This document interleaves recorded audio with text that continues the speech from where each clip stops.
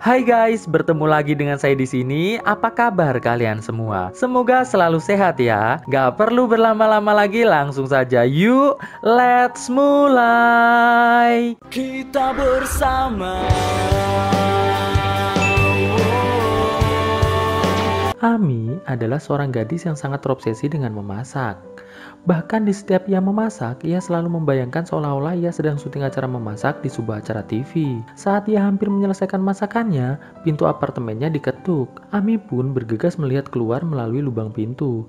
Dan terlihatlah seorang pria yang mengaku sebagai detektif ingin menanyainya. Lalu Ami pun mempersilahkan detektif tersebut untuk masuk. Detektif langsung bertanya pada Ami, apakah Ami tahu kemana perginya tetangga depan kamarnya?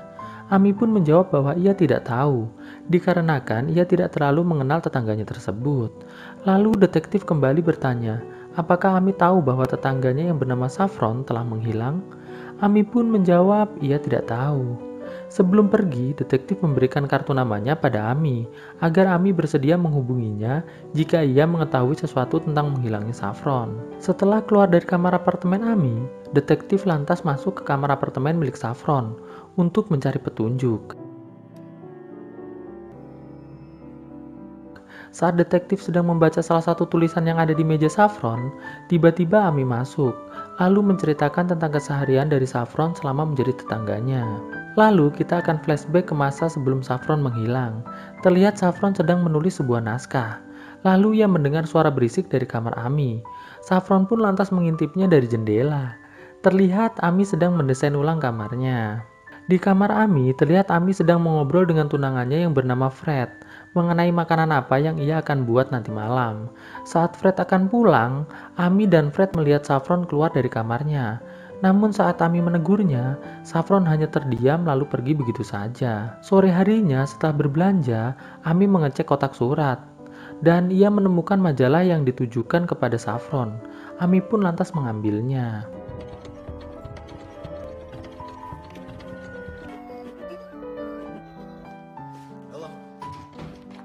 Saat makan malam tiba, terlihat Fred sedikit mengabaikan Ami karena ia sedang sibuk bermain dengan burung kesayangannya. Setelah itu, Ami dan Fred pun mulai makan. Saat Fred masih menikmati makanannya, Ami lantas mengambil kain, lalu menutup mata Fred dan mereka pun mulai bercocok tanam di meja makan menggunakan gaya freestyle. Malam harinya, Ami terbangun dikarenakan mendengar suara Saffron yang sedang latihan dialog sambil berteriak-teriak. Di kamar Saffron terlihat Saffron sangat frustasi dalam mendalami karakternya tersebut. Dan Saffron pun tiba-tiba mendapatkan ingatan masa kecilnya. Jadi saat Saffron masih kecil, ia selalu dipaksa ibunya untuk bisa menjadi penulis sekaligus aktris yang sukses dengan cara apapun. Bahkan ia pun dilarang makan banyak oleh ibunya agar tubuhnya tetap kurus seperti sekarang ini. Pagi harinya, Ami mengetuk pintu kamar Saffron lalu memberikan majalah yang tadi ia ambil dari kotak surat pada Saffron. Saffron pun lantas menerimanya. Saat Ami melihat wajah Saffron dari dekat, akhirnya Ami pun menyadari bahwa tetangganya tersebut adalah Saffron Nelson yang merupakan pemain film favoritnya. Ami pun lantas berlari menuju kamarnya lalu menonton film yang diperankan oleh Saffron dengan sangat bahagia. Di sebuah mobil di pinggir jalan, terlihat Fred sedang dengan salah satu rekan kerjanya. Mereka berdua makan burger bersama sambil membicarakan hal-hal yang romantis. Saat makan malam, terlihat Fred makan sangat sedikit. Malah justru ia lebih fokus bermain bersama burung kesayangannya. Ami yang melihat hal tersebut mulai sedikit protes. Lalu perdebatan antara Ami dan Fred pun terjadi.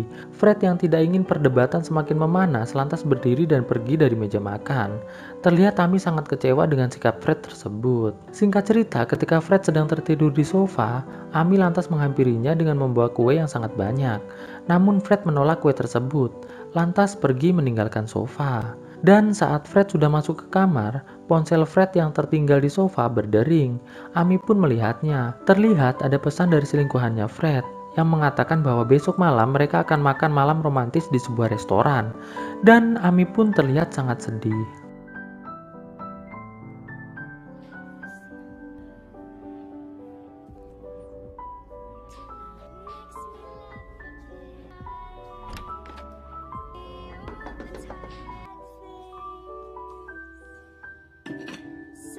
Di saat makan malam Fred bersama selingkuhannya tiba, Ami masuk ke restoran tersebut melalui dapur dan langsung melihat Fred yang sedang bersama selingkuhannya di meja makan restoran. Ami yang sangat kesal pun lantas segera beranjak pulang kembali ke apartemen. Sesampainya di apartemen, Ami pun langsung mulai memasak masakan yang sangat spesial untuk Fred. Dengan perasaan penuh amarah dan kekecewaan, Ami pun memasak masakan tersebut. Saat Fred pulang, Ami lantas menghidangkan masakannya tersebut di meja.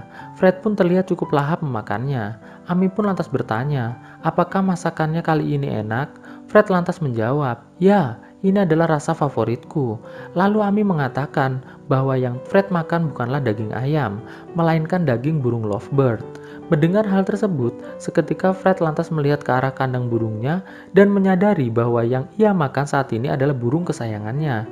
Dengan sangat kesal, Fred pun lantas pergi dari apartemen tersebut. Keesokan paginya, Ami mengetuk kamar Saffron, lantas mengatakan pada Saffron bahwa ia ingin mengundang Saffron untuk makan malam bersamanya malam ini. Karena ia malam ini akan memasak masakan yang sangat spesial untuk Saffron. Namun Saffron mengatakan bahwa ia tidak bisa, dikarenakan ia masih punya banyak pekerjaan malam ini. Saffron pun lantas menutup pintu kamarnya. Sore harinya, Ami terlihat memasak dengan penuh semangat. Lalu malam harinya, ia mengetuk kembali pintu kamar Saffron, lalu memberikan hasil masakannya pada Saffron. Terlihat Saffron menolak makanan tersebut, namun Ami yang sudah terlanjur memasaknya langsung masuk begitu saja ke kamar Saffron dan menaruh makanan tersebut di meja makan. Setelah itu, Ami lantas memaksa Saffron untuk mencicipi makanannya. Dengan sangat berat hati, Saffron pun mencobanya. Lalu Ami pun pergi dari kamar tersebut. Esok harinya, Ami kembali memasak masakannya dengan sangat bersemangat. Lalu malam harinya memberikan hasil masakannya kepada Saffron. Terlihat Saffron sangat tidak menyukai masakan Ami. Namun saat Ami hendak menyuapinya, Saffron lantas berjalan menuju kamar mandi untuk muntah. Ami yang melihat hal tersebut lantas keluar dari kamar Saffron.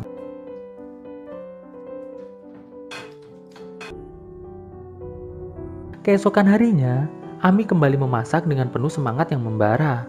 Kali ini Ami memasak kerang, lalu malam harinya Ami menuju kamar Saffron, lalu memberikan kerang tersebut pada Saffron. Kali ini Ami langsung saja menyuapi Saffron kuah dari kerang tersebut. Terlihat Saffron menahan muntah. Ami yang melihat hal tersebut lantas berpamitan untuk kembali ke kamarnya. Setelah Ami keluar, kembali Saffron memuntahkan makanan yang diberikan Ami tersebut. Keesokan harinya, kembali Ami memasak dan hasilnya langsung diberikan kepada Saffron.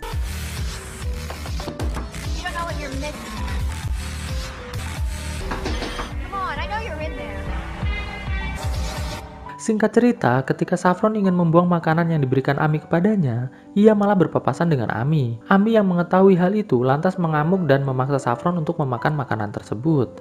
Saat kondisi semakin memanas, Saffron lantas mengajak Ami ke kamar mandi dan menunjukkan pada Ami bahwa ia adalah penderita anoreksia. Melihat hal tersebut, akhirnya Ami mulai mengerti.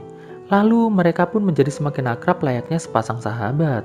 Ami mengatakan bahwa ia akan kembali memasakkan Saffron masakan yang sederhana, yaitu sebuah sup. Karena Ami yakin Saffron pasti menyukainya, dan Saffron pun mengiyakannya. Singkat cerita, di kamar apartemennya, Ami kali ini memasak sebuah sup untuk Saffron. Saat Saffron datang, Ami lantas menghidangkan supnya ke meja makan, dan terlihat Saffron mulai memakan sup tersebut tanpa muntah sama sekali. Setelah memakan sup tersebut, Saffron lantas meminta tolong Ami menjadi partner latihannya untuk menghafal dialog yang sedang ia perankan. Dan mereka pun mulai berlatih bersama. Sebelum Saffron pulang, Ami memberikan salah satu videonya untuk ditonton oleh Saffron. Dan Saffron pun kembali ke kamarnya. Di kamar Saffron, Saffron mulai memutar video milik Ami. Di sana terlihat Ami yang masih kecil mengatakan bahwa ia sangat menyukai Saffron Nelson. Saffron yang melihat hal tersebut merasa sangat senang dan tersanjung. Esok paginya, Ami mengantar Saffron untuk casting di sebuah PH terkemuka di kota tersebut. Terlihat Ami menyemangati Saffron sebelum Saffron masuk ke dalam gedung. Lalu Saffron yang sudah semakin semangat masuk ke dalam gedung. Saat mulai casting, tiba-tiba produser yang bernama Bob mengatakan, "Hai Saffron, apakah kau masih mengingatku?" Saffron yang melihat Bob lantas kembali mendapatkan ingatan masa kecilnya. Jadi saat masih kecil ia diperkasos oleh Bob dan saat ia ingin mengadu kepada ibunya, ibunya terlihat sama sekali tidak memperdulikannya. Lalu dengan perasaan sangat ketakutan, Saffron pun lantas berlari keluar dari gedung tersebut.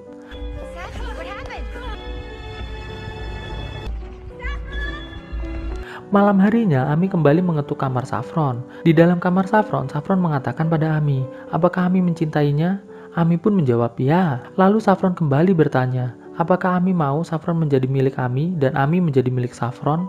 Ami pun mengatakan, ya tentu saja. Dan kita kembali lagi ke masa sekarang, yaitu pada saat detektif sedang menginterogasi Ami. Di sana Ami sedang menghidangkan daging kepada detektif. Detektif tersebut lantas memakan daging tersebut dengan lahapnya. Sambil makan, detektif bertanya pada Ami, apakah ia tahu kemana burung Fred pergi? Karena Fred sudah melaporkan hal tersebut kepada polisi sekitar 1 bulan yang lalu. Ami pun menjawab bahwa burung Fred menghilang itu sama dengan halnya Saffron yang tiba-tiba menghilang. Lalu Ami mengambil piring detektif dan mencucinya dengan air. Terlihat sisa daging yang dimakan detektif kembali berwarna merah. Detektif yang melihat hal tersebut tiba-tiba merasa sangat ketakutan, lantas lari keluar dari kamar tersebut. Kisah diawali dengan memperlihatkan seorang wanita muda bernama Noah. Noah ini merupakan gadis yang hidup sebatang kara. Ayah Noah telah lama meninggal dan ia sendiri tidak pernah bertemu dengan ibunya. Di tengah rasa kesepian yang dialami, Noah pun selalu memiliki keinginan untuk memiliki seorang kekasih. Maka dari itu, Noah pun mencari pria untuk menjadi pasangan hidupnya melalui sebuah aplikasi pencarian jodoh online. Setelah memilih-milih pria di aplikasi itu, Noah pun memutuskan untuk berkencan dengan seorang pria bernama Chad. Mereka pun pergi makan malam bersama di sebuah restoran. Ketika sedang makan dan berbincang bersama, Noah merasa jika dirinya tidak cocok dengan Chad. Karena Chad merupakan pria yang selain gak modal, ia pun suka sekali mengkritik penampilan dari Noah. Jadi guys, ceritanya ini Chad minta agar Noah lah yang membayar semua makanan mereka. Saat akan pulang, secara terang-terangan, Noah memberitahu pada Chad bahwa ia sama sekali tidak tertarik dengan Chad. Mendengar hal itu, Chad yang kesal langsung segera pergi meninggalkan Noah di tempat itu. Setelah kejadian itu, Noah pun menemui sahabat dekatnya yang bernama Molly di sebuah tempat latihan tinju. Di sini, Noah menceritakan semua yang telah ia alami pada Molly. Sekedar informasi, Noah dan Molly ini sudah bersahabat selama 7 tahun. Jadi udah kayak saudara gitulah guys.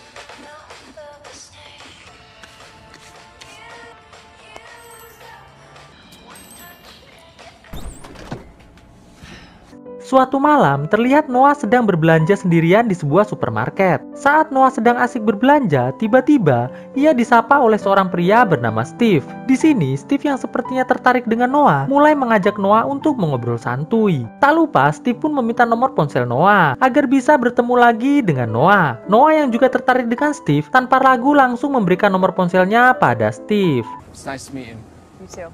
Pagi harinya, Noah pun menceritakan tentang pertemuannya dengan Steve pada Molly. Noah mengaku bahwa dia sedikit tertarik pada Steve, karena Steve merupakan pria yang sangat sopan dan cukup tampan. Lagi pula, Noah sudah lelah mencari pria di aplikasi pencarian jodoh online. Kini, ia sangat berharap bisa lebih dekat dengan Steve. Saat Noah dalam perjalanan pulang, terlihat ia mendapatkan chat dari Steve yang mengatakan bahwa ia sangat ingin bertemu dengan Noah di sebuah bar malam ini. Malam harinya, Noah bertemu dengan Steve dan mereka pun mulai mengobrol-ngobrol santuy sambil minum minuman asoy agar bisa saling mengenal satu sama lain. Selama mengobrol dengan Steve, Noah menemukan adanya kecocokan dengan Steve dan hal itu membuat Noah menjadi sangat bahagia. Setelah merasa sudah mulai oleng, Noah pun mengajak Steve untuk segera pulang ke rumah Noah. Sesampainya di rumah, mereka berdua pun langsung melakukan olahraga cocok tanam agar sehat jiwa dan juga raga. Pagi harinya setelah mandi, Noah langsung menelpon Molly lalu menceritakan semua yang telah ia alami bersama Steve tadi malam. Mendengar hal itu, Molly pun terlihat ikut senang dengan kebahagiaan Noah. Lalu, Molly yang penasaran dengan wajah Steve langsung meminta Noah untuk memberitahukan nama sosial media dari Steve agar ia bisa melihat wujud dari Steve. Di sini, Noah mengatakan bahwa Steve tidak memiliki sosial media apapun. Mendengar hal itu, Molly pun langsung mengatakan jika hal itu sangatlah tidak wajar. Noah pun lantas mengatakan jika Molly penasaran dengan sosok Steve,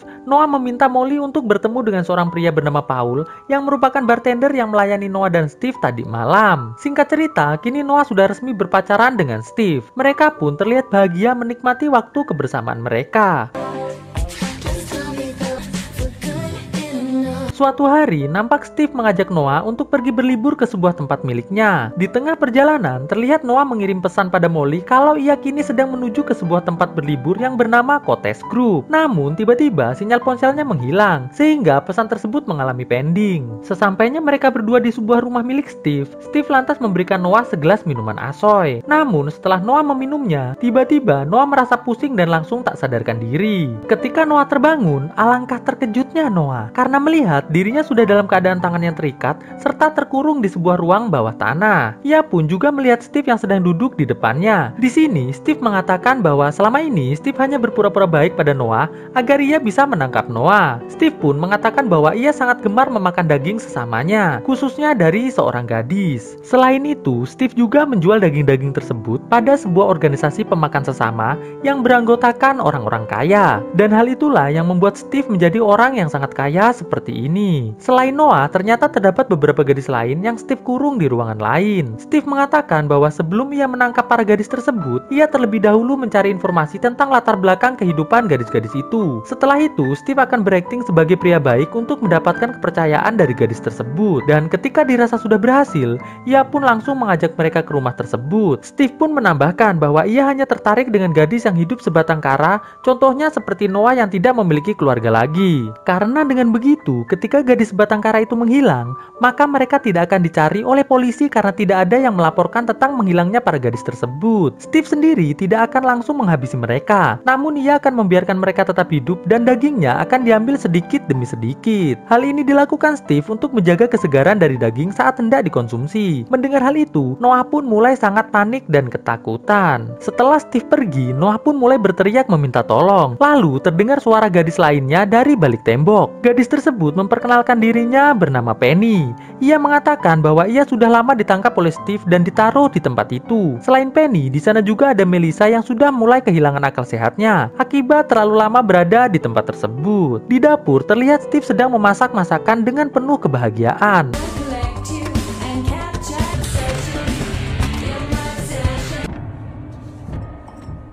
Setelah selesai, Steve kembali mendatangi Noah dengan membawa makan siang. Namun, Noah menolak untuk memakan makanan tersebut. Ia mengatakan bahwa ia saat ini sedang ingin mandi. Steve pun langsung mengantar Noah menuju ke kamar mandi. Namun, di pertengah perjalanan, tiba-tiba Noah memberontak dan berusaha untuk kabur. Steve pun terpaksa harus menangkap kembali Noah dan membuatnya pingsan. Saat Noah tersadar dari pingsannya, ia mendapati dirinya telah berada di atas kasur operasi dengan kondisi tidak bisa bergerak. Di sini, Steve mengatakan bahwa akibat Noah berusaha untuk kabur, ia akan memberikan hukuman pada Noah dengan cara memanen sedikit daging milik Noah. Mendengar hal itu, Noah pun tidak bisa melakukan apa-apa. Di sisi lain, terlihat Molly yang mulai khawatir dengan Noah yang tak kunjung memberi kabar, langsung mendatangi Paul untuk mencari informasi mengenai nama lengkap dari Steve. Di sini, Paul mengatakan bahwa nama Steve menurut kartu kredit yang digunakannya adalah Brandon Steve Camp. Sedangkan di kamarnya, Noah mulai kembali mengajak berbicara Penny, karena hanya Penny lah satu-satunya orang yang bisa ia ajak bicara. Di sini, Penny dan Noah sama-sama mencoba untuk menguatkan satu sama lain. Mereka sama-sama tidak bisa melakukan apapun, dan mereka hanya bisa berdiam diri sambil menunggu bala bantuan datang. Tapi hal itu tidak mungkin terjadi, dikarenakan mereka adalah wanita yang tidak memiliki keluarga. Di kantornya, terlihat Molly mulai mencari informasi mengenai Steve di internet dengan mengetikkan nama lengkap dari Steve. Alhasil, Molly pun berhasil menemukan sosial media dari Steve yang menginformasikan bahwa ternyata Steve ini telah memiliki istri dan 2 orang anak.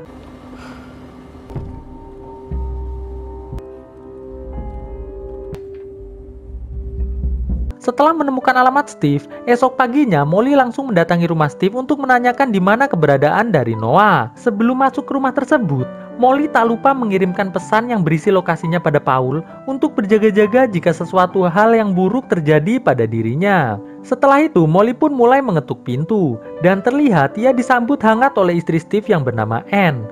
Molly pun langsung mengatakan maksud kedatangannya ke rumah tersebut untuk mencari keberadaan dari sahabatnya yang bernama Noah. Molly pun mulai menjelaskan bahwa sebelum Noah menghilang, Noah berlibur bersama suami dari Anne. Tidak selang berapa lama, terlihat Steve datang dan menemui Molly. Namun di sini Steve memperkenalkan dirinya dengan nama Brand. Di sini Steve mengatakan bahwa ia tidak mengenal gadis bernama Noah. Merasa tidak puas dengan jawaban Steve, Molly pun mulai menelpon ponsel Noah dan ternyata HP Noah dibawa oleh Steve. Molly yang terkejut tersebut tiba-tiba langsung diserang oleh Anne dari belakang sampai tumbang. Setelah itu, Steve pun langsung membawa Molly ke rumah tempat Noah berada.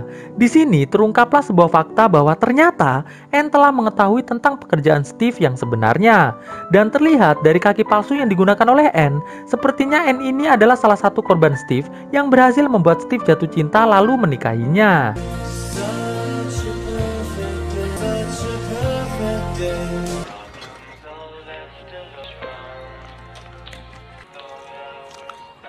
Singkat cerita, setelah beberapa hari Noah berada di rumah tersebut, Noah pun mulai memikirkan cara untuk kabur dari tempat itu. Di sini, Noah yang akhirnya menyadari kalau beberapa hari terakhir ini Steve sangat sering datang mengunjunginya, mulai menyimpulkan bahwa Steve sepertinya mulai jatuh cinta kepada dirinya. Noah pun mulai menyusun rencana untuk mendekatkan dirinya pada Steve, dan ketika ia telah mendapatkan kepercayaan dari Steve, maka di saat itulah dia akan menghabisi Steve lalu segera kabur dari tempat itu. Noah pun mulai bersikap manis pada Steve ketika Steve datang mengunjunginya. Suatu hari, terlihat Noah memberanikan diri bertanya pada Steve tentang rasa dari daging sesamanya.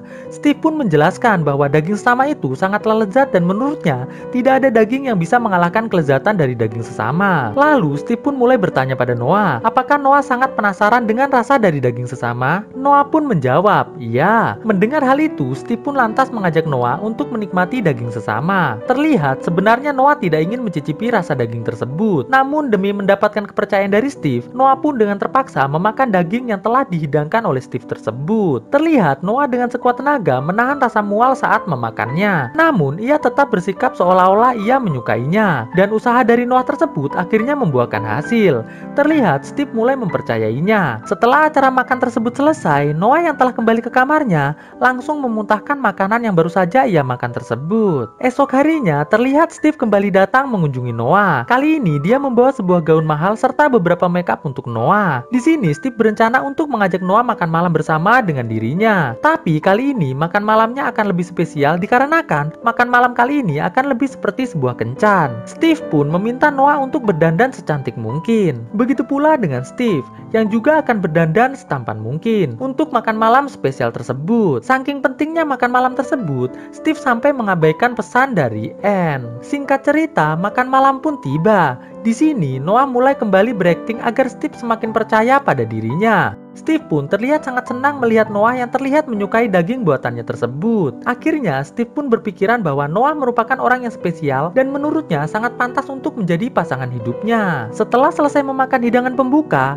Steve pun lantas mengajak Noah untuk melihat barang-barang peninggalan dari para gadis yang pernah ia bawa ke rumah tersebut. Terlihat Noah sedikit terkejut saat melihat casing HP milik Molly ada di tempat itu. Noah pun merasa bahwa pasti Molly telah berada di tempat tersebut. Setelah itu, Steve pun lantas kembali mengajak Noah untuk memakan hidangan utama. Kali ini mereka memakan daging bagian dada. Di sini Steve mengatakan bahwa daging pada bagian ini adalah daging favoritnya. Noah pun sambil terus menahan mual kembali memakannya. Tapi karena ia khawatir dengan kondisi Molly, terlihat Noah mulai menangis. Di sini Noah mengatakan bahwa ia menangis karena rasa daging yang ia makan terlalu enak. Steve yang mendengar hal itu tidak merasa curiga sama sekali pada Noah. Bahkan Steve malah justru menjadi semakin suka dengan Noah. Karena terbawa suasana, Steve pun langsung mengadu cingurnya dengan Noah. Mereka pun lantas mulai berdansa lalu menuju ke kamar untuk melakukan olahraga cocok tanam. Namun ketika suasana sudah semakin memanas, tiba-tiba Noah langsung mengunyah cacing milik Steve sampai lepas. Sontak Steve langsung berteriak kesakitan. Noah pun lantas mengambil kunci dan ponsel Steve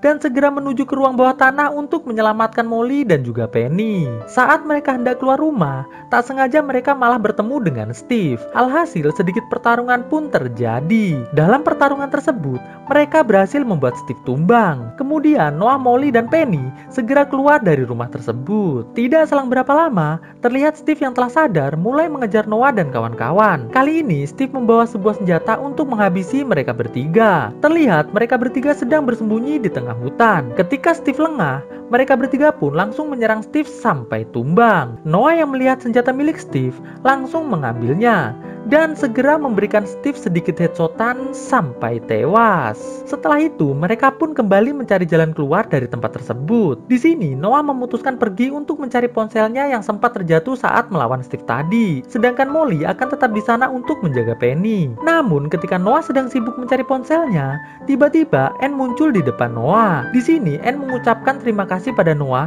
karena telah menghabisi Steve. Sontak hal itu membuat Noah menjadi kebingungan. Namun saat Noah lengah, tiba-tiba Anne langsung menyerang Noah sampai tumbang. Molly yang melihat hal itu langsung segera menyerang Anne sampai tewas. Setelah itu, sambil beristirahat, Noah mengucapkan terima kasih pada Molly yang telah datang menyelamatkannya. Pria ini bernama Tom. Ia dan pacarnya yang bernama Esmeralda tinggal di sebuah apartemen yang sederhana. Suatu hari, ia berkeinginan untuk mencukur kumisnya. Setelah itu, Tom dan pacarnya pergi ke sebuah minimarket untuk berbelanja. Tanpa sepengetahuan Esmeralda, terlihat Tom mencuri 2 kaleng sarden. Saat di tempat daging, Esmeralda bertanya pada Tom apa yang ia inginkan. Tom pun menjawab bahwa ia ingin daging babi. Mendengar hal tersebut, Esmeralda langsung membeli 1 kilo daging sapi dan segera pergi ke tempat kasir. Tom yang melihat Esmeralda telah pergi, mulai bertingkah aneh dengan terus memandangi tukang daging tersebut. Dan ketika tukang daging bertanya, "Ada apa, bro?" Tom pun menjawab, ia ingin 1/2 kilo daging giling. Setelah mendapatkan daging giling tersebut, Tom pun lantas pergi dari tempat tersebut.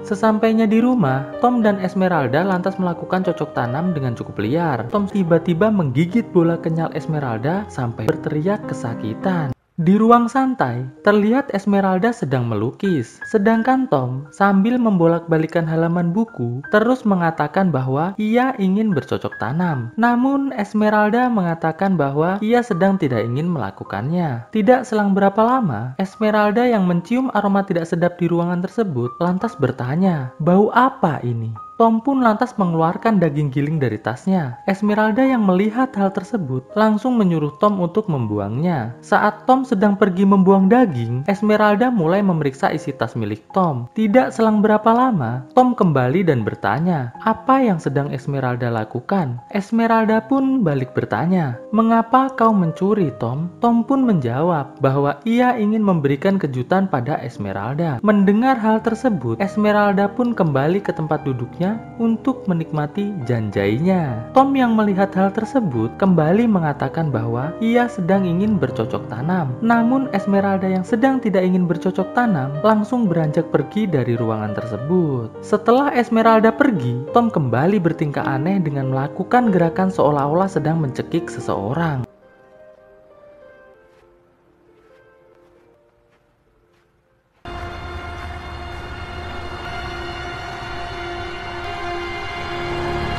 Esok harinya, terlihat Tom mendatangi salah satu minimarket. Di sana, ia membeli sekaleng bir. Setelah membayar bir tersebut, Tom lantas bertingkah aneh lagi dengan meminum 1 kaleng besar bir tersebut dalam 1 kali tarikan nafas.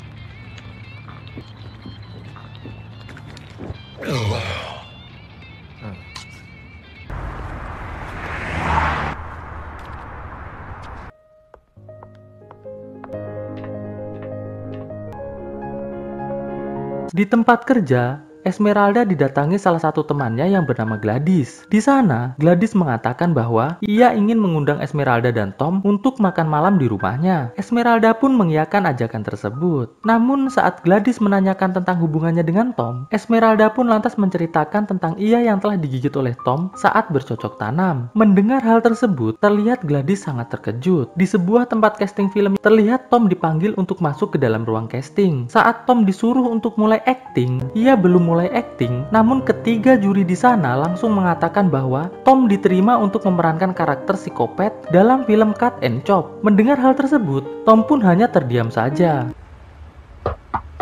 Malam harinya, Tom dan Esmeralda mendatangi rumah Gladys untuk makan malam. Terlihat mereka disambut oleh pacar Gladys yang bernama Bert. Hello, nice to see you again. Di dalam rumah, terlihat Bert mulai mengakrabkan diri pada Tom. Terlihat di sini, Tom pun cukup menyukai Bert dengan terus berbincang sambil menyiapkan minuman. Setelah selesai, Tom ditawari Bert untuk ngejanjai terlebih dahulu sebelum mengajaknya ke sebuah minimarket. Tom pun mengatakan, "Ya, Namun di sini, Esmeralda mencoba untuk melarang Tom menggunakan janjai. Dikarenakan Tom selalu bertingkah aneh ketika sedang menggunakan janjai. Tom pun mengabaikan larangan Esmeralda tersebut dan langsung ngejanjai dengan santuy. Setelah selesai, Tom dan Burt pun langsung beranjak keluar rumah.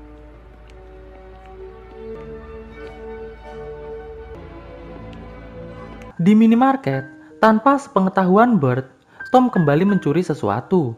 Setelah itu, mereka pun langsung menuju ke tempat daging. Saat di tempat daging, tukang daging di sana yang ternyata mengetahui Tom tidak membayar daging cincangnya kemarin, langsung menegur Tom. Tom yang panik langsung keluar dari tempat tersebut.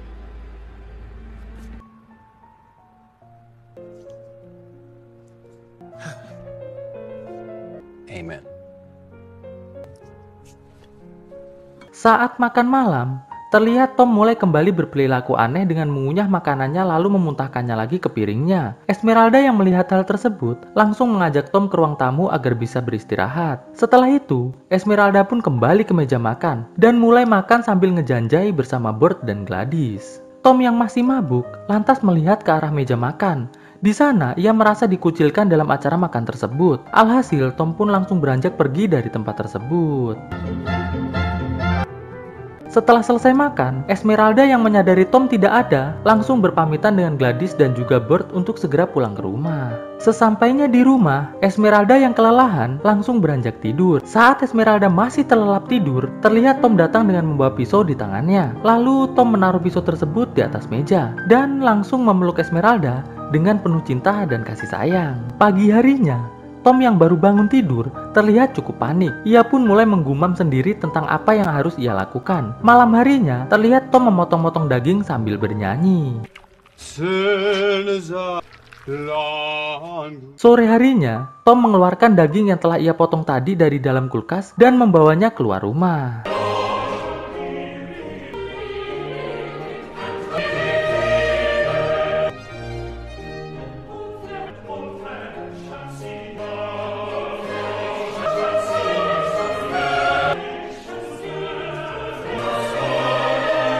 Sesampainya di minimarket, Tom mengatakan pada tukang daging yang ada di sana bahwa ia ingin menitipkan beberapa daging ke kulkas minimarket tersebut. Awalnya si tukang daging menolak, namun karena Tom memberikannya uang yang sangat banyak, tukang daging tersebut akhirnya memperbolehkannya.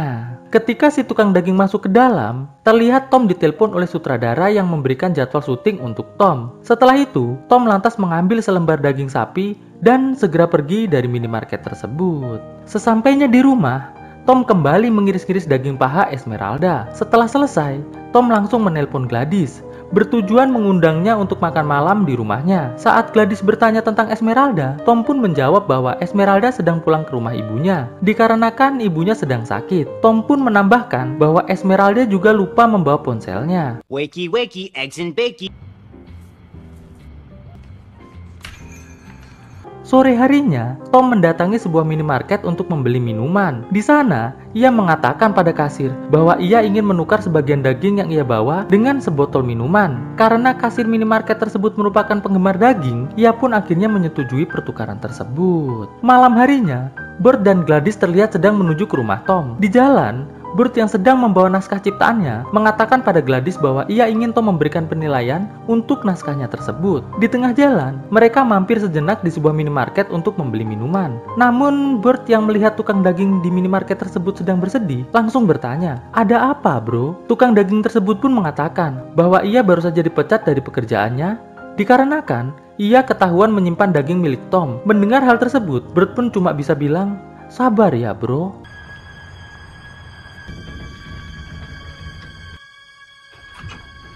Sesampainya di apartemen Tom, Burt dan Gladys disambut dengan sangat baik oleh Tom. Di meja makan, Tom langsung menuangkan minuman ke gelas Burt dan juga gelas Gladys. Setelah itu, Tom mengambilkan Burt dan Gladys makanan pembuka terlebih dahulu, yaitu semangkuk saus tartar. Setelah Burt dan Gladys memakan hidangan pembuka, Tom pun lantas mengambilkan daging Esmeralda untuk Burt dan Gladys makan. Sedangkan ia memakan daging sapi hasil curiannya tadi. Terlihat, Burt bertanya pada Tom, "Daging apakah ini? Kenapa begitu enak?" Tom pun menjawab bahwa ini adalah daging sapi muda. Lalu Burt mengatakan bahwa daging milik Tom tersebut adalah daging sapi muda terenak yang pernah ia makan. Setelah selesai makan, Gladys pun mulai menyalakan janjainya lagi. Saat Gladys sedang ngejanjai, Tom mengajak Bert menuju kamarnya.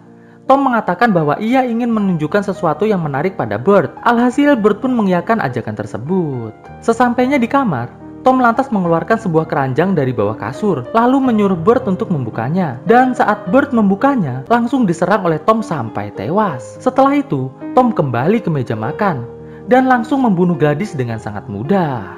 Tom yang kembali ke kamarnya melihat naskah Bert yang berceceran. Di sini akhirnya Tom tahu bahwa ternyata penulis naskah film yang akan ia mainkan adalah Bert. Di awal film terlihat ada seorang pria yang sedang bernyanyi sambil bermain gitar.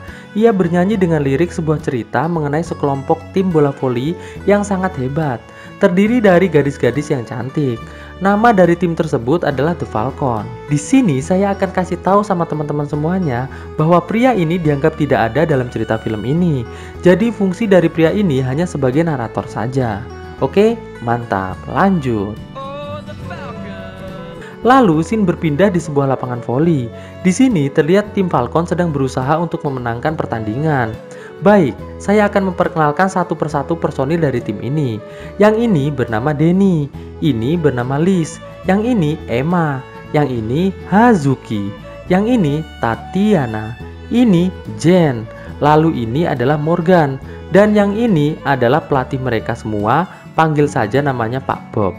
Oke, mantap. Singkat cerita, mereka akhirnya memenangkan pertandingan tersebut, lalu pergi dari lokasi pertandingan dengan menggunakan bus khusus tim Falcon. Di tengah perjalanan, sang narator yang ada di atas bis bernyanyi dengan lirik, "Sebentar lagi para gadis ini akan segera dibantai, dikuliti dan dibunuh dalam sebuah pertandingan tanpa piala." Wah, apa nih? Oke, kita lanjut guys. Saat bis mereka sedang menepi karena ada sedikit kerusakan pada mesin, mereka semua turun dan buang air kecil di samping bis. Sedangkan Denny berusaha memperbaiki mesin mobil. Lalu terlihat Morgan keluar dari bis dan berjalan menuju semak-semak untuk buang air kecil.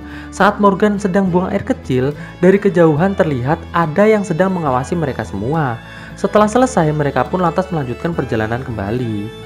Tidak selang berapa lama, bis mereka kembali berhenti, dikarenakan jalanan sedang ditutup dan dialihkan ke arah hutan. Di sini akhirnya kita tahu tujuan mereka. Jadi, tim Falcon ini ingin merayakan kemenangan mereka di sebuah hotel yang ada di sebuah kota. Pelatih pun lantas membelokkan bis mereka ke arah hutan. Dan sampailah mereka di sebuah hotel di tengah hutan. Saat mereka masuk, terlihat orang-orang yang ada di sana tidak bersahabat sama sekali. Saat pelatih berbicara pada resepsionis hotel tersebut bahwa mereka ingin menginap, resepsionis hotel yang merupakan laki-laki tua tersebut menunjukkan tulisan bahwa hotel mereka telah penuh. Tidak selang berapa lama, tiba-tiba salah satu pria di hotel tersebut mendekati Morgan lalu memegang bola-bola kenyal milik Morgan. Mereka semua keluar dari tempat tersebut. Singkat cerita, mereka pun akhirnya berkemah di hutan. Mereka terlihat sedang mengobrol dengan sangat akrab. Dan ketika malam sudah semakin larut, mereka semua pun akhirnya masuk ke dalam bis untuk tidur. Saat mereka semua sedang tidur, sang narator yang sedari tadi ada di atas bis mulai bernyanyi kembali. Kali ini dengan lirik, "Tidurlah kalian semua, karena besok kalian akan diburu dan dibunuh." Pagi harinya terdengar pintu bis mereka diketuk, lalu mereka dikumpulkan oleh sekelompok orang yang bersenjata. Namun di sini terlihat mereka semua tak sedikit pun merasa takut. Tidak lama berselang muncullah pria yang menjadi resepsionis di hotel kemarin. Pelatih The Falcon menyuruh semua atletnya untuk meminta maaf kepada semua pria bersenjata tersebut karena telah membuat kekacauan di hotel mereka kemarin. Lalu sang resepsionis mengeluarkan pistol dan menembakkannya ke arah tangan Denny. Tangan Denny pun akhirnya hancur separuh. Semua orang terlihat mulai panik. Sang pelatih Falcon lantas berlari dengan kencang meninggalkan semua atletnya. Begitupun juga para atlet The Falcon semua berlari untuk menyelamatkan diri.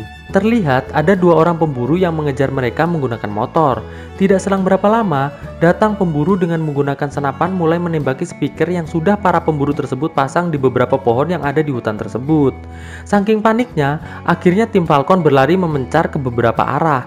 Ada yang ke kanan dan juga ada yang ke kiri. Di arah kanan terlihat ada Hazuki, Morgan, dan Emma. Namun di sini, mereka yang seharusnya bersembunyi, Emma dan Morgan justru malah bertengkar dengan suara yang keras. Di arah kanan terlihat ada Denny, Tatiana, Liz, dan juga Jen. Di sana, Denny mengatakan pada semuanya bahwa mereka harus bisa menemukan jalan raya. Denny pun lantas mengajari dan memotivasi mereka semua bagaimana cara bertahan hidup dalam kondisi bahaya seperti ini. Namun saat Denny masih memberikan motivasinya, tiba-tiba sang resepsionis menembakkan senjatanya tepat mengenai kepala Denny. Denny pun akhirnya tewas. Melihat hal tersebut, Liz, Tatiana, dan juga Jen lantas berlari kembali. Singkat cerita, Hazuki memutuskan untuk berjalan sendiri dan memerintahkan Emma dan Morgan untuk tetap menunggunya di tempat tersebut. Di tengah pelarian, Tatiana tiba-tiba memutuskan untuk kembali karena ia merasa sangat bersalah telah meninggalkan mayat Denny sendirian di hutan. Tatiana pun lantas berlari menuju tempat mayat Denny berada. Di tempat lain, terlihat Hazuki yang sedang mencari jalan keluar dari hutan tersebut dikejutkan dengan ini. Di tempat Morgan dan Emma, terlihat mereka yang sedang bertengkar dikejutkan oleh Hazuki yang melemparkan sebuah boneka sawah yang tadi ia temukan. Di sana, Hazuki mengatakan bahwa boneka-boneka tersebut sengaja dipasang oleh para pemburu agar mereka semua tidak berhasil menemukan jalan keluar. Di tempat lain, terlihat dua orang pemburu yang menggunakan suara anjing pelacak dari speaker mereka masih terus mencari keberadaan tim Falcon yang tersisa.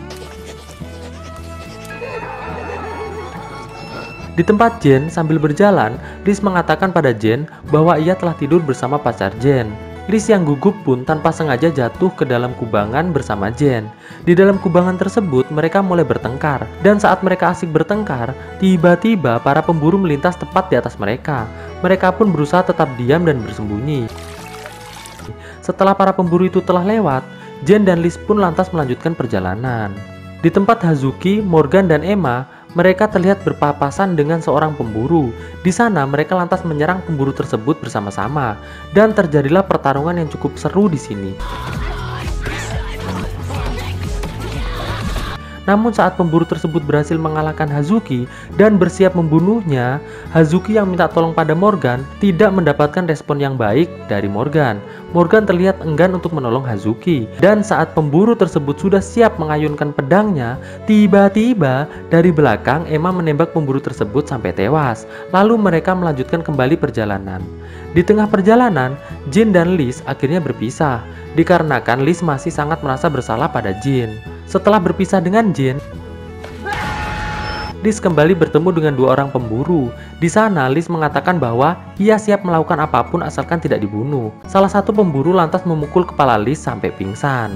Di tepi danau, Hazuki mencoba untuk membersihkan diri. Saat sedang membersihkan diri, Hazuki melihat ada seekor bebek yang cukup aneh. Bebek tersebut perlahan mendekati Hazuki, dan ketika telah dekat, tiba-tiba Hazuki langsung diserang oleh pemburu yang menyamar menjadi bebek tersebut, dan pertarungan seru pun tak terelakkan.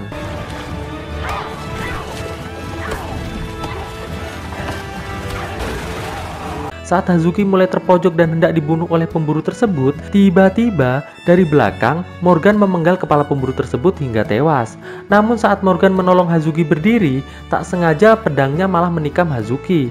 Namun saat Emma terbangun dari pingsannya, Morgan yang panik karena tidak sengaja menikam Hazuki, justru dengan sengaja langsung membunuh Hazuki dengan pedangnya. Alhasil Hazuki pun tewas. Di tempat para pemburu, Tatiana pun masuk ke dalam mobil. Namun saat Tatiana mulai menyalakan mobil, tiba-tiba muncul seorang pemburu yang langsung menyerangnya. Mereka pun lantas melakukan sedikit pertarungan yang dimenangkan oleh Tatiana. Namun sayang, Tatiana yang mencoba kabur pun malah mengalami kecelakaan seperti ini. Di sisi lain, Jin akhirnya bertemu dengan Emma dan Morgan.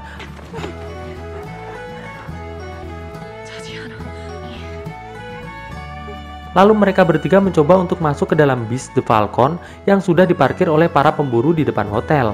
Saat mereka sudah masuk, tidak lama berselang datang para pemburu. Lalu Jen mengatakan rencananya untuk melawan. Lalu mereka pun dengan menggunakan bola voli mulai menyerang para pemburu tersebut.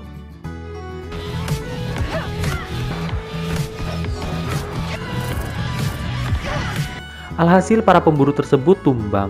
Saat mereka sedang jingkrak-jingkrak karena senang, ada salah satu pemburu yang bangun dan menembak ke arah mereka bertiga. Lalu dengan sangat panik, mereka bertiga pun lantas berlari kembali untuk menyelamatkan diri. Sialnya, di sini Morgan tertangkap. Jane yang mencoba menyelamatkan Morgan menyadari bahwa ia tidak mungkin berhasil. Lalu Jane mengatakan pada Morgan bahwa ia akan kembali. Lalu Jane kembali melarikan diri. Jane dan Emma yang berhasil kabur berencana untuk kembali ke hotel agar bisa menyelamatkan Morgan. Emma menyarankan agar mereka berpisah jalan dalam misi menyelamatkan Morgan ini, dan mereka pun akhirnya melakukannya. Di dalam sebuah ruangan yang ada di hotel tersebut, ternyata bukan hanya Morgan yang ditawan, namun di sana ada Liz dan juga Tatiana.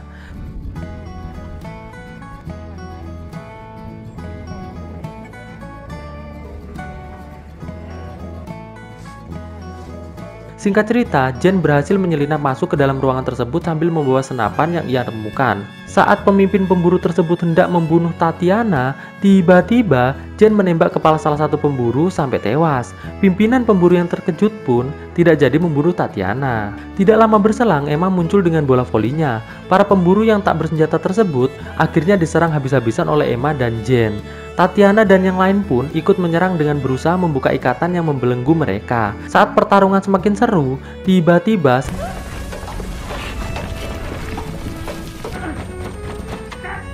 sang pelatih dengan mobilnya datang menerobos tembok, lalu ikut bergabung juga dalam pertarungan tersebut.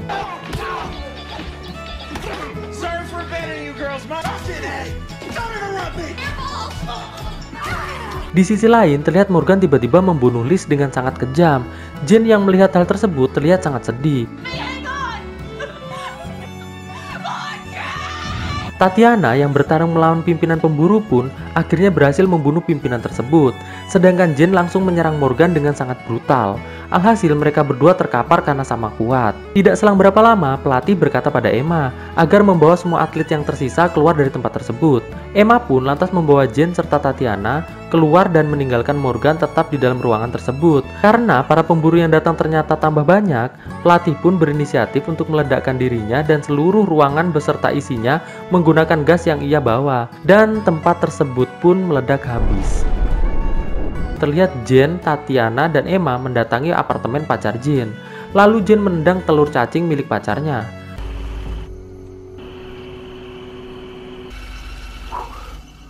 Ini adalah Jeff dan Haley. Mereka berdua adalah pasangan suami istri. Diceritakan bahwa malam ini mereka akan menghadiri sebuah undangan makan malam di sebuah rumah seseorang yang sangat kaya raya bernama Carmine. Sebelum masuk ke dalam rumah, Jeff mengatakan pada Haley bahwa ini adalah undangan makan malam yang sangat luar biasa. Dikarenakan Carmine dan teman-temannya menjanjikan pada Jeff akan menginvestasikan uangnya untuk memproduksi novel yang ia tulis. Di dalam rumah terlihat Carmine dan Sebastian sedang mempersiapkan makanan di meja makan. Tidak selang berapa lama bel pintu berbunyi. Sebastian pun langsung berjalan untuk membuka pintu.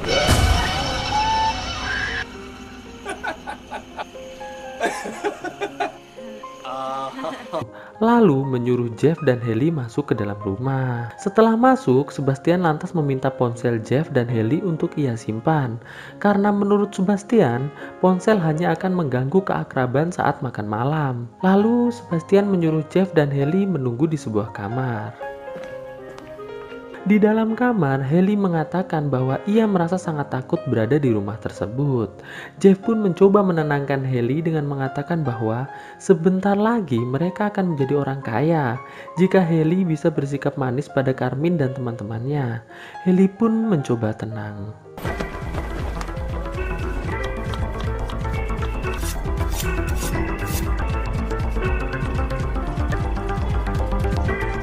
Singkat cerita, saat makan malam tiba, di meja makan Agatha meminta Vincent untuk mematikan rokoknya karena hal itu sangat mengganggu. Awalnya Vincent menolak, namun karena Agatha terus mendesaknya, akhirnya Vincent pun mematikannya. Lalu mereka semua mulai mengobrol dengan akrab. Saat Jeff bertanya pada Carmine apakah ia tidak takut dirampok karena memiliki rumah semewah ini, Carmine pun mengatakan bahwa ia memiliki keamanan yang sangat canggih. Jadi ia tidak pernah takut takut dengan hal tersebut. Lalu Saidi mengatakan bahwa keamanan yang Carmine miliki tidaklah ada apa-apanya dengan kekuatan mantra yang Saidi punya untuk melindungi rumah tersebut. Lalu Carmine bertanya pada Hailey dan Jeff, apakah mereka sudah melakukan semua yang disepakati? Karena makan malam ini adalah makan malam yang sangat rahasia. Jadi Carmine tidak menginginkan jika ada wartawan yang datang ke rumahnya karena acara makan malam ini. Jeff pun mengatakan bahwa tidak ada seorang pun yang tahu mereka ada di rumah Carmine karena mereka telah memberitahu semua teman-teman, keluarga, dan tetangga bahwa mereka sedang liburan di luar negeri. Dan Carmine pun terlihat senang. Lalu Vincent mengatakan bahwa sebaiknya untuk menambah keakraban saat makan malam ini, mereka semua memainkan sebuah permainan. Dan siapapun yang menang berhak untuk memilih lagu yang pas untuk dimainkan saat makan malam ini berlangsung. Lalu Sadie pun berdiri dan mengambil setumpuk kartu tarot, lalu menyuruh semua orang yang ada di sana untuk mengambil satu kartu.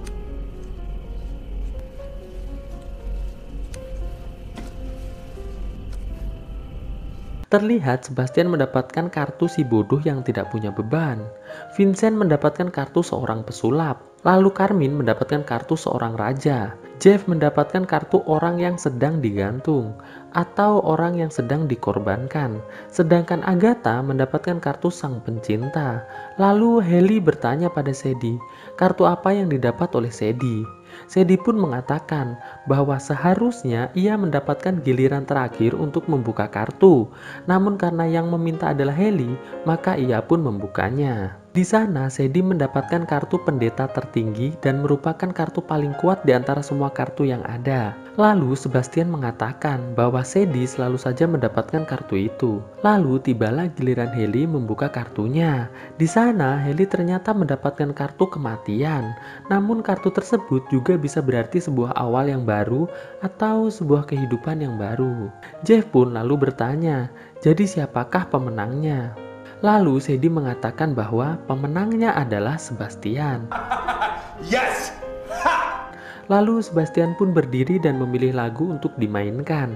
Setelah memainkan musik, Sebastian lalu memberikan minuman kepada Hailey dan juga Jeff yang sedari tadi belum mendapatkan minuman. Jeff pun lantas meminumnya. Lalu mereka kembali mengobrol. Di tengah obrolan terlihat raut wajah Hailey berubah dan Agatha pun bertanya, "Ada apa, Hailey?" Hailey pun menjawab bahwa ia mengingat masa kecilnya yang sangat tidak menyenangkan. Carmine pun menyuruh Hailey untuk menceritakannya. Jeff mencoba untuk mencegah Hailey bercerita. Sadie pun mengatakan bahwa mereka semua ingin mendengarnya. Lalu Hailey pun bercerita bahwa saat ia masih kecil, ibunya membunuh ayah tirinya dikarenakan ayah tirinya telah memperkasos dirinya. Lalu setelah ibunya membunuh ayah tirinya tersebut, ibunya bunuh diri tepat di depan Hailey. Setelah Hailey selesai bercerita, Carmine pun mengatakan bahwa saat ia masih kecil, ia adalah seorang yang sangat manja. Dan jika ia ingin sesuatu, ia akan mengamuk jika tidak dipenuhi. Lalu suatu hari, ayah dan ibunya memasakkan sebuah hati manusia untuk ia makan. Dan saat ia sedang memakannya, ayah ibunya menceritakan cerita tentang sifat rakus manusia kepadanya. Jeff yang mendengar pembicaraan sudah semakin tidak enak, lantas mengajak Hailey untuk berbicara di ruangan lain. Di ruangan tersebut, Jeff memarahi Hailey dan mengancam Hailey jika ia terus membicarakan masa lalunya, Jeff bisa-bisa akan kehilangan sponsor dari Tuan Carmine dan teman-temannya. Hailey pun meminta maaf pada Jeff. Saat keluar dari ruangan, Jeff bertemu dengan Sadie. Lalu Jeff meminta maaf pada Sadie tentang semua yang diceritakan oleh Hailey tadi di meja makan. Setelah meminta maaf, tiba-tiba Jeff mulai batuk-batuk dan terlihat sakit. Saat Jeff kembali ke meja makan, ia kembali meminum minuman yang ada di gelasnya. Terlihat Jeff pun mulai sangat lemah. Lalu terlihat Hailey pun mulai meminum minumannya juga. Dan mereka pun kembali mengobrol. Namun obrolan mereka tiba-tiba dihentikan oleh Carmine yang melihat Jeff semakin lemah. Carmine pun lantas mengatakan bahwa inilah saatnya. It's time. Mendengar hal tersebut, Sebastian lantas berdiri dan menyentuh Haley yang juga terlihat mulai lemah. Lalu Sebastian dengan pisau di tangannya tanpa ragu menyayat leher Jeff. Haley yang melihat hal tersebut lantas berteriak ketakutan, namun ia tidak bisa melakukan apa-apa dikarenakan tubuhnya juga sudah melemah. Lalu dengan cukup santai, Carmine mengambil golok dan menebas leher Jeff sampai tewas. Carmine yang sudah selesai dengan Jeff lantas mengatakan pada Haley bahwa ia tidak akan membunuh Haley karena Haley memiliki kesamaan kehidupan dengan semua orang yang ada di sana, yaitu kehidupan yang kelam. Maka dari itu, Carmine justru menginginkan agar Haley mau bergabung dengan mereka, menjadi seorang psikopat pemakan manusia. Lalu Carmine mengatakan pada Agatha agar ia segera membawa Haley ke kamarnya, sedangkan Carmine akan menyiapkan bumbu untuk memasak Jeff. Di kamar Agatha, Haley diikat di sebuah kursi, sedangkan Agatha bersiap untuk mencocok tanami mayat Jeff dengan sangat liar. Agatha mengatakan bahwa minuman yang tadi diminum oleh Jeff dan Haley telah dicampur obat bius dan juga obat kuat, sehingga walaupun Jeff sudah mati, ia masih memiliki cacing yang kuat untuk dimainkan. Dan Agatha pun mulai bercocok tanam dengan Jeff sambil ditonton oleh Haley. She's having fun up there, isn't she? Di ruangan lain terlihat Sadie sedang berdoa dan menyembah pada beberapa kertas simbol kegelapan. Di ruangan Agatha yang sudah selesai bercocok tanam dengan Jeff lantas mengatakan bahwa ia akan mandi. Sebelum Agatha pergi, ia memanggil Sadie untuk menemani Haley di ruangannya. Tidak selang berapa lama, Sadie pun datang lalu membuat sebuah ramuan. Setelah selesai ramuan tersebut, ia minumkan paksa pada Haley sambil mengatakan bahwa ramuan ini akan membuat Haley bisa menjadi manusia yang sangat kuat dan tak terkalahkan. Singkat cerita, Haley dibawa ke dapur. Di sana terlihat Carmine sedang memotong-motong dan mengolah tubuh Jeff untuk menjadi hidangan yang sangat lezat. Terlihat Haley yang dari tadi berusaha melepaskan diri sudah berhasil melepaskan kakinya dari ikatan. Haley pun memohon pada Carmine agar Carmine mau membiarkannya pergi dari rumahnya. Ia berjanji tidak akan memberitahu siapapun tentang kejadian malam ini. Mendengar hal tersebut, Carmine terlihat marah dan mengatakan jika Haley pergi dari rumahnya sebelum makan malam, itu sama halnya Haley telah menghina masakan yang telah ia buat, dan itu bukanlah hal yang baik. Mendengar hal tersebut, Haley lantas mengatakan bahwa Carmine dan teman-temannya pasti akan segera ditangkap oleh polisi. Carmine pun menjawab bahwa Carmine dan teman-temannya adalah sebuah komunitas elit yang kebal hukum, jadi tidak akan mungkin ada yang bisa menangkapnya. Tanpa disadari Carmine, terlihat tangan Haley sudah berhasil terlepas dari ikatan. Lalu Vincent datang dan mengatakan sudah saatnya ke gereja. Carmine pun melihat ke arah Vincent, dan saat Carmine menolehkan pandangannya kembali ke arah Haley, ternyata Haley sudah tidak ada di kursinya. Di luar rumah, terlihat Haley sudah berhasil berlari keluar rumah. Tidak selang berapa lama, Haley melihat mobil polisi lalu meminta tolong pada polisi tersebut. Ia mengatakan semua yang telah terjadi padanya dan juga suaminya. Tidak selang berapa lama, Sebastian datang. Sebastian mengatakan pada polisi bahwa Haley adalah adik iparnya yang memiliki gangguan jiwa. Lalu, polisi menyuruh Sebastian dan Haley masuk ke dalam mobil untuk investigasi. Sesampainya polisi di rumah Carmine, polisi tersebut bukannya menginterogasi Carmine, tapi justru malah menyerahkan Haley pada Carmine sambil mengatakan agar Carmine lebih berhati-hati dalam mengadakan pesta. Ia tidak ingin kejadian seperti ini terjadi lagi. Carmine pun lantas meminta maaf pada polisi tersebut. Namun sayang, Vincent yang jauh lebih kuat berhasil mengalahkan Haley dengan sangat mudah. Saat Vincent akan memukul Haley, tiba-tiba Sadie datang yang langsung menghentikannya. Sadie mengatakan bahwa saat ritual nanti kita masih membutuhkan Haley sebagai syarat kelengkapan ritual. Mendengar hal tersebut, Vincent pun lantas melepaskan Haley. Di ruang ritual, terlihat Haley kembali diikat di kursi. Lalu ritual yang dipimpin Sadie dan Vincent pun dimulai. Ritual tersebut ditutup dengan proses menyuapi semua anggota ritual dengan cincangan otak dari Jeff dan menyirami kepala Haley dengan darah Jeff. Di meja makan, terlihat Carmine sedang menghidangkan daging Jeff dalam bentuk berbagai jenis masakan, dan makan malam pun dimulai. Terlihat semua orang sangat lahap memakan makanannya. Lalu Sebastian mencoba untuk menyuapi Haley.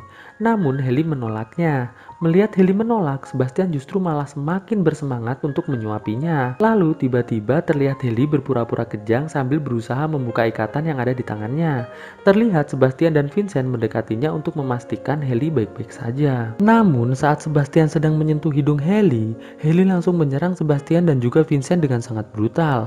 Vincent yang mencoba melawan harus berakhir dengan kepala tertancap pisau dari Carmine yang mencoba menebas Heli. Setelah itu Heli langsung berlari menjauhi tempat tersebut. Sadie yang terlihat membiarkan Heli kabur ditanya oleh Agatha apa yang telah Sadie lakukan. Sadie pun menjawab bahwa ia hanya memberikan Heli sedikit ramuan yang mampu membangkitkan jiwa psikopat yang memang sudah ada di dalam diri Heli. Agatha pun terlihat cukup kesal mendengar hal tersebut. Singkat cerita, di sebuah ruangan terlihat Sebastian mengatur sebuah rencana untuk membunuh Sadie dan juga Heli sebelum malam berakhir, karena Sebastian merasa bahwa Sadie telah mengkhianati mereka semua. Di luar rumah terlihat Agatha sedang berusaha mencari Heli. Lalu ia mendengar ada suara air di kolam renang. Ia pun lantas berjalan menuju kolam renang. Sebastian yang sedang berada di ruangan ritual fokus mencari keberadaan Sadie. Namun sial untuk Sebastian, ia malah justru diserang oleh Sadie dari belakang dengan menusukkan besi ke pundaknya. Alhasil Sebastian pun tumbang. Agatha yang mengira Heli ada di kolam renang langsung menusuk-nusuk air kolam renang. Saat Agatha lelah, tiba-tiba dari belakang Heli muncul langsung menyerang Agatha, dan pertarungan antara Agatha dan Heli pun dimulai.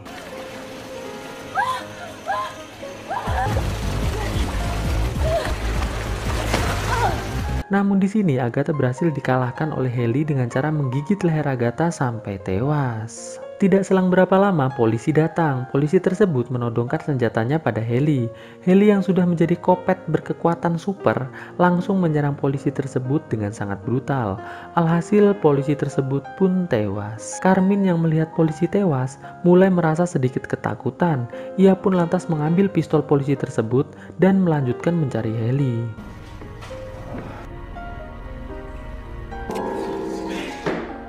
Di dalam rumah, Carmine dikejutkan oleh Sebastian yang ternyata masih hidup. Ia yang melihat Sebastian yang terluka cukup parah, lantas bertanya, apakah semua ini kelakuan dari Heli? Sebastian pun menjawab bahwa semua ini bukan perbuatan dari Heli, melainkan ia diserang oleh Sadie. Carmine pun lantas membawa Sebastian ke ruangan makan. Namun baru sampai di ruang makan, tiba-tiba Heli muncul dan langsung menyerang Carmine sampai tewas. Singkat cerita, Sebastian yang ternyata masih hidup berusaha berdiri lalu duduk di meja makan. Saat Sebastian sedang menikmati minumannya, tiba-tiba dari belakang Heli muncul. Sebastian yang sudah sangat putus asa lalu meminta pada Heli agar Heli segera pulang dan melupakan semua yang terjadi di rumah tersebut. Namun karena Heli kini sudah menjadi psikopat tak berperasaan, langsung menyerang Sebastian sampai tewas. Setelah itu muncul Sadie dari belakang Heli. Saat Heli menembak Sadie, terlihat Sadie tidak merasakan apapun. Heli yang heran lantas bertanya pada Sadie, apa sebenarnya dirinya? Sadie pun menyuruh Heli untuk duduk. Sadie lantas bercerita bahwa ia sebenarnya adalah manusia kedua yang diciptakan di dunia dari tulang rusuk seorang pria. Namun ia memilih iblis untuk menjadi ayahnya. Sadie pun menawarkan pada Heli untuk menjadi pasangannya dan hidup abadi sampai akhir zaman. Awalnya Heli menolak, namun setelah Sadie mengingatkan pada Heli bahwa sebenarnya Heli lah yang telah membunuh ayah tiri dan ibu kandungnya sendiri, Heli pun lantas menyetujuinya, dan Sadie pun memberikan buah keabadian padanya, yang langsung dimakan oleh Heli. Di akhir film terlihat ada pasangan suami istri yang datang di acara makan malam di rumah tersebut. Di sana pasangan suami istri tersebut disambut oleh Heli. Tidak lama berselang Sadie pun muncul, dan mempersilahkan pasangan tersebut untuk menunggu di kamar. Dan kalian semua pasti tahu dong apa yang akan terjadi selanjutnya. Yang terjadi selanjutnya adalah film pun akhirnya selesai.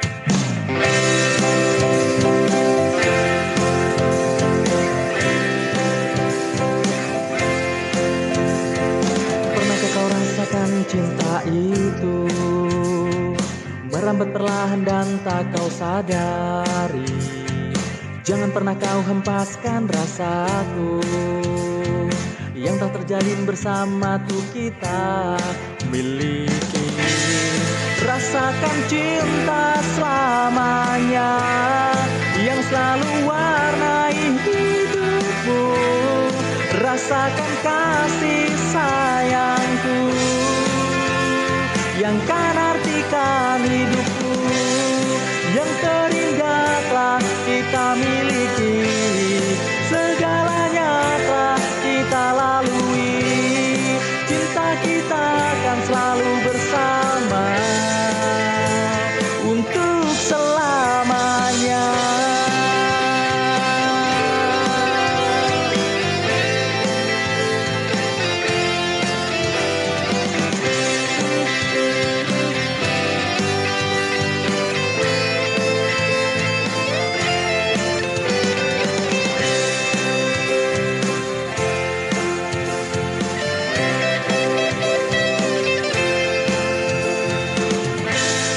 Rasakan cinta selamanya yang selalu warnai hidupku, rasakan kasih sayangku yang kan artikan hidupku, yang terindah telah kita miliki, segalanya telah kita lalui, cinta kita akan selalu bersama untuk selamanya, yang terindah telah kita miliki, segalanya telah kita lalui, cinta kita akan selalu bersama untuk selamanya.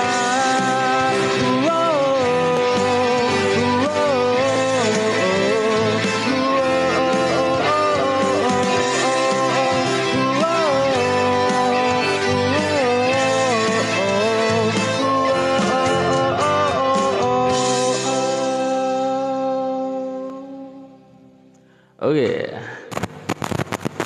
terima kasih.